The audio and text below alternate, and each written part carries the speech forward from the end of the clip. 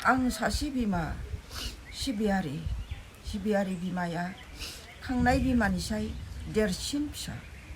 बोर बांसा गासिबो होनो हानाय थैस' थांस' जोनोम बोर होनो हानाय फिसा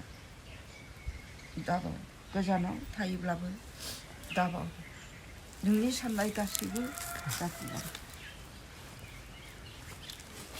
गाबनाङा आं जेसेबां हायो आयै हेल्प खालामफैगोन आयै आं खाथियावनो जेसेबां जोंखौ सुथुरा जेसेबां ना नायनो बाबाबो आयै नोंथ' सैज्य खालामनानै फैखाबाय नंगौना नङा मानसिफोरजों मोसा मुफुर सुत्र मित्र दानब उखुरफोरखौ आं गासैखौबो सौसिनानै आं फैबाय सौसिना फैबाय ना दंबयो नंगौना नङा आयै एख' गैला आङो बिराद दुखु सहायनानै फैबाय बे दुखुखौ आङो सौसिनानै आं दा जै जाबोबाय हिमालय हाजो खाथियाव आं दा गसंनानै दं जों मानसिया जोंखौ जेसेबां अयनाय खालामदों हिंसा खालामदों ना जों मोनसेल' भगबानखौल' फोथायनानै थांनानै थागोन नंगौना नङा आयै बेनिखायनो आं दिनै बेफोरबायदि सोरनोबा माबा मोनसे होनानै मोजां मोनो आरोना आंनाव जेबो गैया आयै थेवब्लाबो आं बेनो आरोना आं बेखौनो सानो थांनानै थाजासिम बे खामानिखौ आं मावलांबाय थागोन बेनिखायनो आं भगबाननिफ्राय आंनो रायजोनि अननाय बा आइमोननि आशीर्बाद ना आंनि थाखाय गोनांथि जागोन दे नों बेखौ नमस्कार मैं हूँ आप लोग का दर्शन संसारी आरो आंनि गासै लोगो नोंथांमोननिसिम आंनि गोसो गोरबोनिफ्राय जय हिन्द आसा खालामो आंनि गासै लोगो नोंथांमोना मोजाङै दङ होनना लोगोफोर आं दिनै दारागाव जोंनि बे पिकनिक जानाय लकेसनाव मोनसे मन्दिर दङ ना आङो मन्दिराव आइनो किसु धुप आरो थाव दान होनो फैदों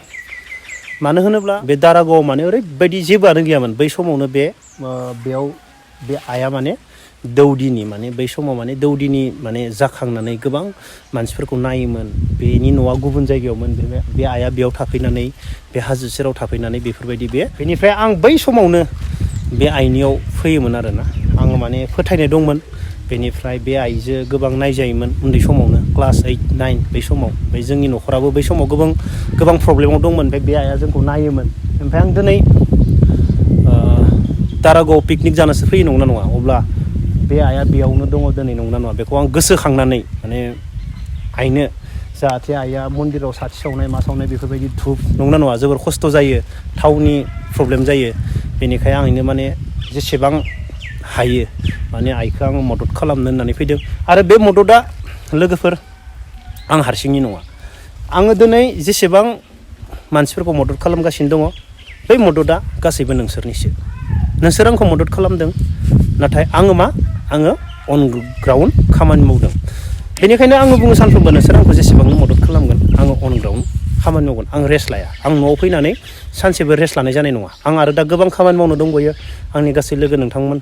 आरो आंनि उन्दै फंबाय बिनानावमोन नोंसोरबो बेफोरबायदिनो गावबा गावनि थांखिखौ होसोनानै खामानि माव गेराव थाङोमोन आइ नोंनियाव ओमफ्राय आइजोंनो जोंनि न'खरा गोबां रेहाय मोनदों आरो ना आइ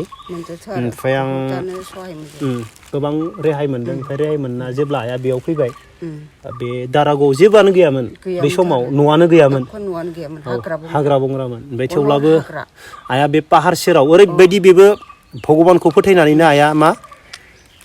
एकदमबारे जोबनाय खर'आव थादों ना एकदम जोबनाय लास्ट जोबनाय इबो एसेबां भगबान मा मैदेर जोंथ' मैदेर होनना बुंनो मोना गणेश बाबा फैयो न आइ गणेश बाबाया एसेबां इदि मन्दिर बानायनानै हारसिं बेयाव मा गोदाव सोराव थाबाय आइखौ माब्लाबा माबा खालामफेरदों नामा जेबो खालामफेराखै बे मन्दिरखौ मालाबा गाज्रि खालामफेराखैना आइ अनिस्थ' खालामफेराखै ओमफ्राय बे सेरजोंनो थाङो आइया मालाबा बिसोरखौ होयोबो बिदि जेबो खामायो नोङो होआबो इयाव फैबा होआ नों होआबाय होआ माने भगबानखौनो फोथायनानै थायो ओमफ्राय बिसोरो फैयो फैनानै ओइ दैबायदि बावनानै दोनोबा बेखौ जाना थाङो बावना दोननायखौ जाना थाङो गावनि बावनायखौ जाना थाङो बेनिफ्राय बेहायनि ओइ दै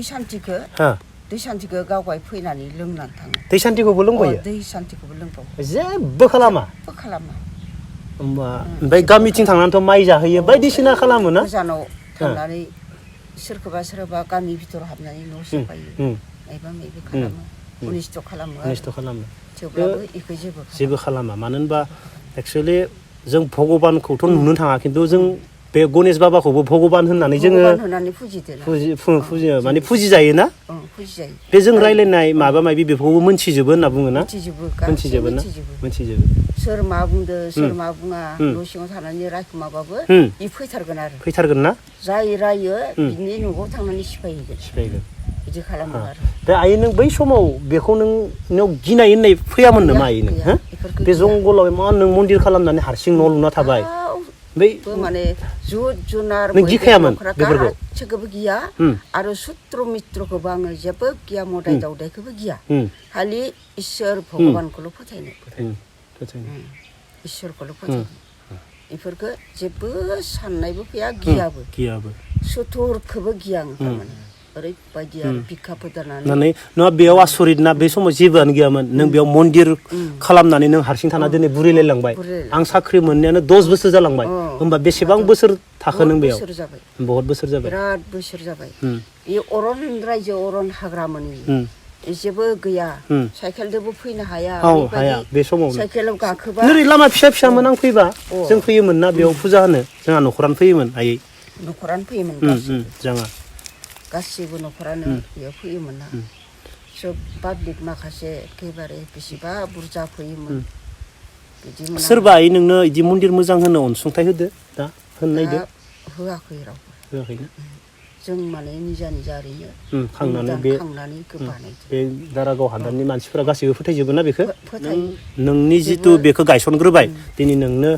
माने नोंखौनो गासैबो मानिगोन नंगौना नङा दिनै नों थैनानै थांबाबो नोंखौनो मानिगोन नोंनि नामावनो बे थालांगोन जोंबो मिथिगौ नंगौना नङा ना